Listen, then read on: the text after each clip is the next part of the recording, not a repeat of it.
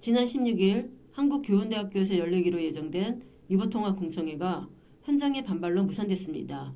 원래 16일에는 영유아 교육보유 통합기관 설립 운영기준 공청회가 열리고 17일에는 교원 자격 양성체제 개편 의견 수렴 공청회가 열릴 예정이었습니다. 공청회에서는 유보통합에 따라 출범할 새로운 통합기관의 입학 대상과 기준, 설립 주체, 유형, 입지, 시설 요건 등 설립과 운영 기준에 대한 안을 제시하고 의견을 수렴할 예정이었습니다. 그런데 공청회 현장에서 한국어린이집 총연합회가 피켓 시위를 벌이면서 공청회가 무산되고 17일로 예정된 공청회도 연기되었습니다. 당시 현장 상황은 말 그대로 아수라장이었는데요.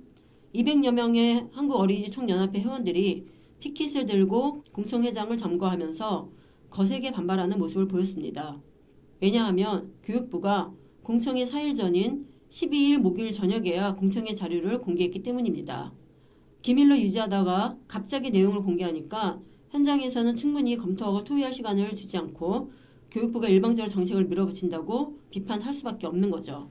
그래서 한국어린이집 총연합회는 공청회 당일인 16일 오전에 입장문을 내고 이번 공청회가 보육 현장을 무시하는 졸속 공청회라고 규탄하고 보이콧에 나섰습니다.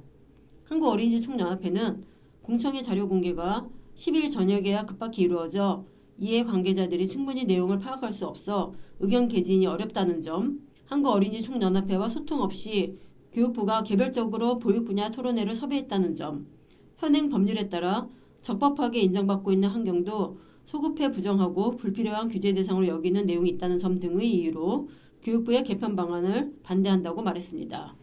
교육부는 지난 6월 유보통합 실행계획안을 발표하고 이후 통합기관 설립 운영 기준과 교사 양성 체제 개편 방안을 놓고 정책 연구를 진행해 왔습니다.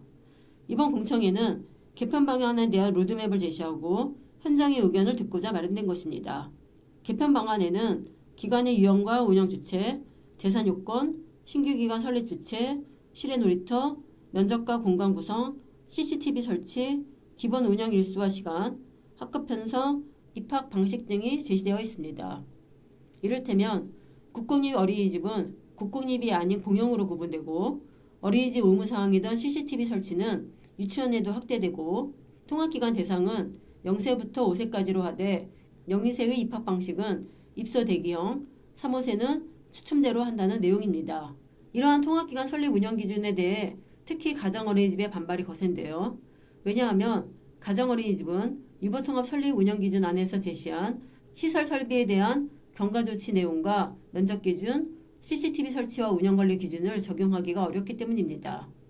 그래서 한국가정어린이집연합회는 공청회 발제문만 보면 가정어린이집 모두가 문을 닫을 수밖에 없다고 말했습니다. 하지만 어린이집은 7개 유형으로 나뉘어 있고 유형에 따라 요구하는 내용이 제각각이어서 그 모두를 충족하는 방안이 마련되기 어렵다는 문제점이 있습니다. 예를 들어 국공립 어린이집은 국공립 이름을 지켜달라고 말합니다. 그러나 국공립 어린이집의 97%가 민간에게 위탁하여 운영되고 있어서 국공립 이름을 붙이기 어렵다는 것이 교육부의 주장입니다. 또 법인단체 어린이집은 사립형이 아닌 법인형으로 구분해달라고 촉구하는 상황이고 직장 어린이집은 국가가 인정한 보육교사 전문성을 인정해달라고 목소리를 내고 있습니다. 어린이집 유형별로 적용되는 법도 다르고 설립 근거나 운영 방식이 제각각이어서 요구하는 내용이 다른 겁니다. 사실 이런 요구를 모두 들어줄 수는 없습니다. 왜냐하면 유보통합이 유아교육의 공교육화를 실현하는 것이지 모두의 요구를 충족하기 위한 것이 아니기 때문이죠. 게다가 전국 국공립 유치원 교사노조는 영아돌봄과 유아교육을 분리해서 유아교육과 보육의 전문성과 공공성을 강화해야 한다고 주장합니다. 교사노조는 자체 설문조사 결과 98.4%가 0~2세와 3~5세 분리에 동의한다고 전하면서 이러한 현장 교사들의 의견이 계속 무시되고 있다고 말합니다. 특히 교원 양성 체제 개편에 대해 교사노조는 날림 기준으로 단기간에 특별교원을 양성하는 교사 자격 남발 문제는 학교 체제를 뒤흔들고 교육의 공공성을 파괴하는 것이라고 강조합니다.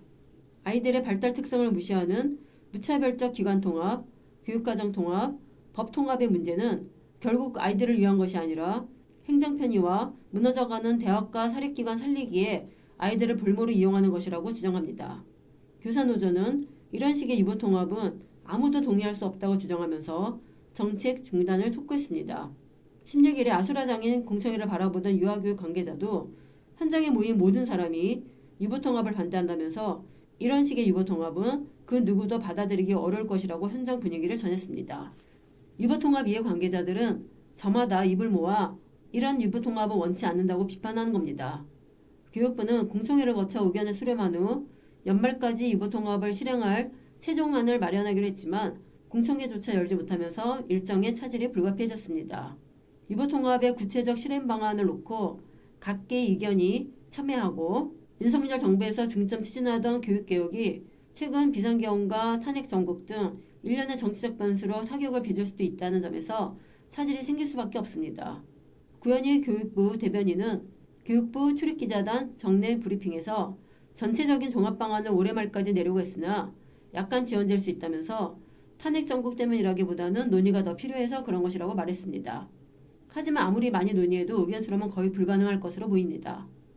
너무나 다른 배경에서 오랫동안 지내왔기 때문에 이견을 좁히기가 쉽지 않습니다. 지금은 유보통합의 취지와 목적을 명확히 내세우는 것과 더불어 의견이 다른 여러 단체를 어떻게 설득할지를 고민해야 할 때입니다.